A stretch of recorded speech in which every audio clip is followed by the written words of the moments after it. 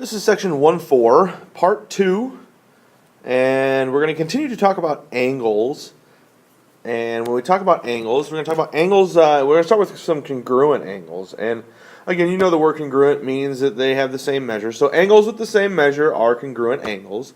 This means that if the measure of angle A is equal to the measure of angle B, they have the same degrees, the same amount of degrees, then the angle A is congruent to angle B.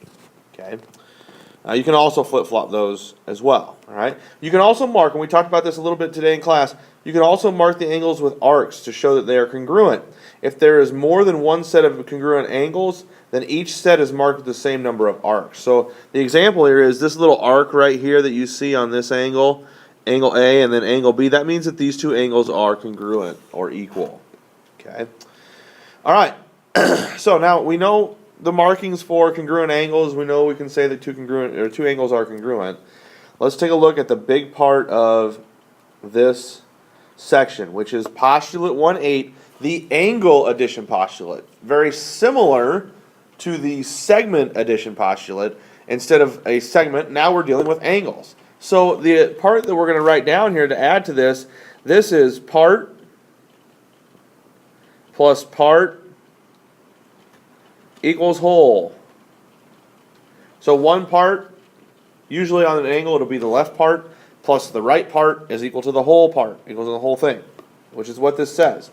Okay, if point B is in the interior of angle AOC, in other words it's on the inside, then the measure of angle AOB, which is the left angle, AOB, plus the angle BOC, which is the right angle. So if I add these two angles together, it's going to equal AOC, which is the whole thing. Okay, if I take a little piece, add another little piece together to it, it's going to equal the whole thing. All right, so that's going to be the basis for a lot of what you're going to see here in this section and the examples we're going to look at. Okay, so let's take a look at the example here now. So from the picture, it says here that the measure of angle FXH is 130 degrees. Okay.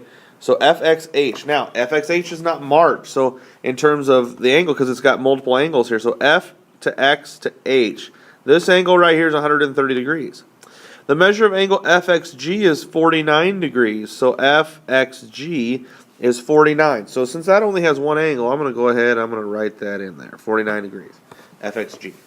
Okay. Now, question 1 says, angle FXG is congruent to what other angle? Well, if you look at FXG, you see that it has a mark here on the angle. So what we need to do is we need to look for the angle with the same mark. Well, you see the same mark on the opposite side of this. So what I need to do is I need to name this angle. And I cannot name it angle X because X could be any one of these four. Okay? So when I name this, I'm going to name this angle IXJ. Or you could also name it angle JXI, but you have to make sure that the vertex is in the middle. Okay? All right, so now the difference between, you'll notice on this problem number 1, it didn't have an M in here. I don't want the measure of angle XFG.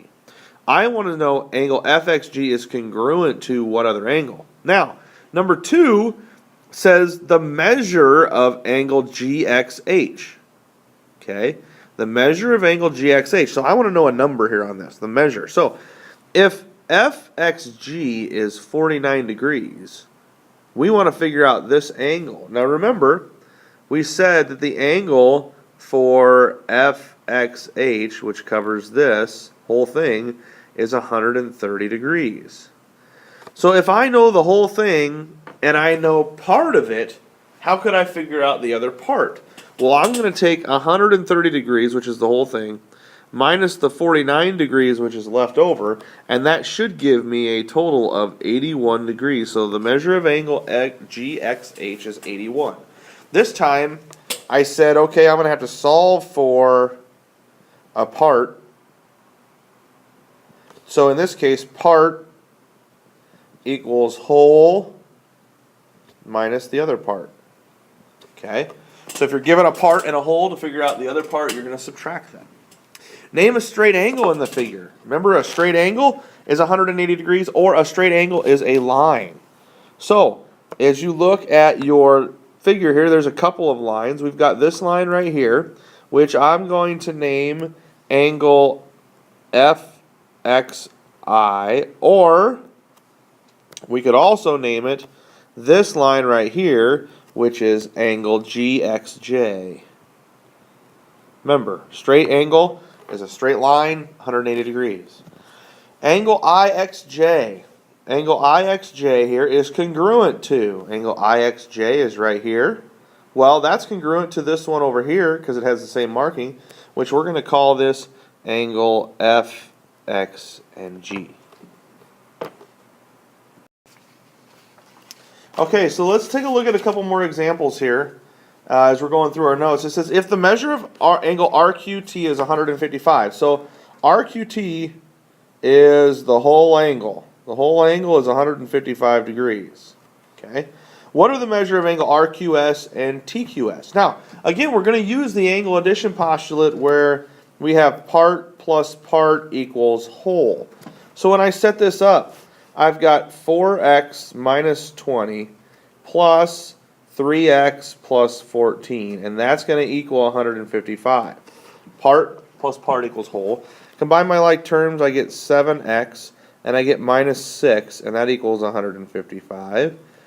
If I add 6 to both sides, 7x is going to equal 161.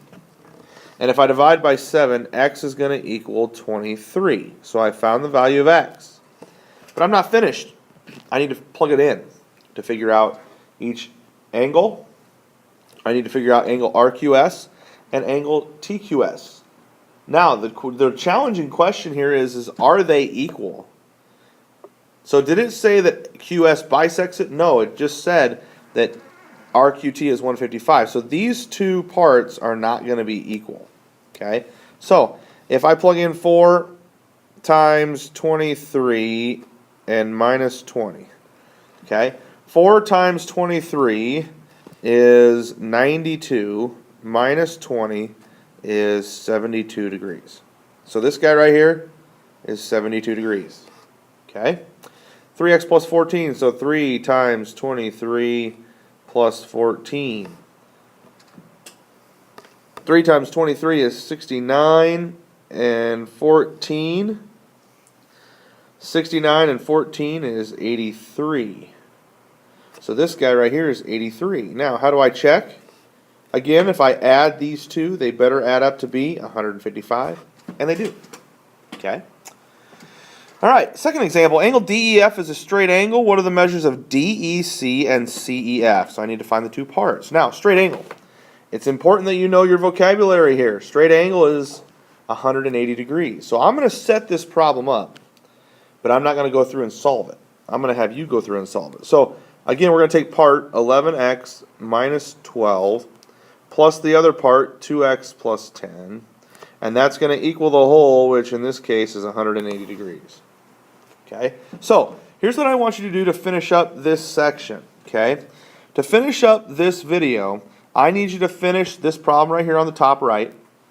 Okay, this problem right here on the top right.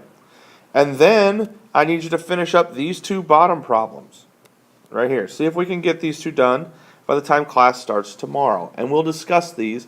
Don't forget to fill out your WSQ for section 1.4 part 2.